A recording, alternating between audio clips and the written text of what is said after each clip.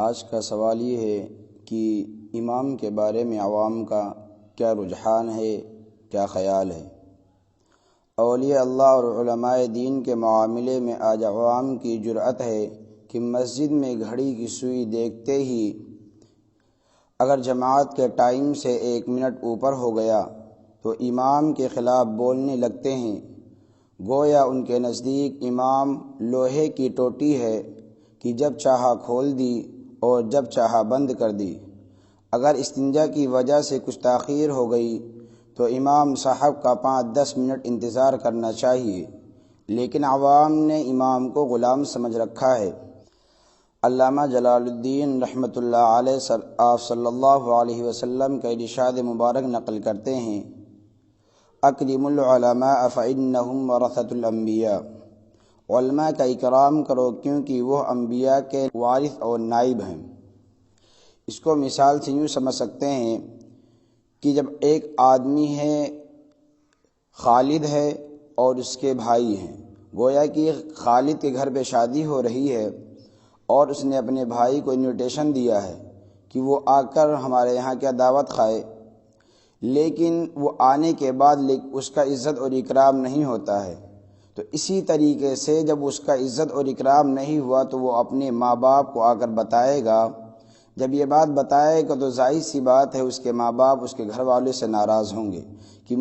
میرے لڑکی کو بلانے کے باوجود بھی کیا میرے بیٹے کا عزت اور اکرام نہیں کیا، لہٰذا اب آج کے بعد جانا نہیں ہے۔ اسی طریقے سے انسان جب علماء کا اکرام نہیں کرے گا تو اللہ کے نبی جناب محمد رسول اللہ صلی اللہ علیہ وسلم نے جو ارشاد فرمایا ہے اس ارشاد کی خلاف ورزی گویا کی کر رہا ہے۔ تو معلوم یہ ہوا کہ ایک تو امام بھی اس سے ناراض ہو جائے گا جب اس سے بری طریقے سے باتیں کرے گا، تو جب امام ناراض ہو جائے گا تو گویا کہ اللہ کے نبی ناراض ہو گئے، جب اللہ کے نبی ناراض ہو جائیں گے تو اللہ تعالیٰ ناراض ہو جائے گا، تو جب اللہ تعالیٰ ناراض ہو جائے گا تو ظاہر سی بات آپ کتنی بھی عبادت کرتے رہیں اور کتنی بھی دعائیں اذکار کرتے رہیں، آپ کو کوئی چیز فائدہ مند پہنچانے والی نہیں ہے۔ ایک اور ارشاد ہے، وَمَن لَّمْ يُبَجِّلْ الْعَالِمِينَ فَلَيْسَ مِنَّا، جس نے علماء کی عزت نہیں کی اس کا مجھ سے کوئی تعلق نہیں ہے۔ دیکھیے آگے والے حدیث سے اس بات کو خود واضح ہو جا رہا ہے، معلوم یہ ہو کہ اگر آپ امام کی عزت اور علماء کی عزت نہیں کر رہے ہیں تو آپ گویا کہ اللہ کے نبی کی عزت نہیں کر رہے ہیں اور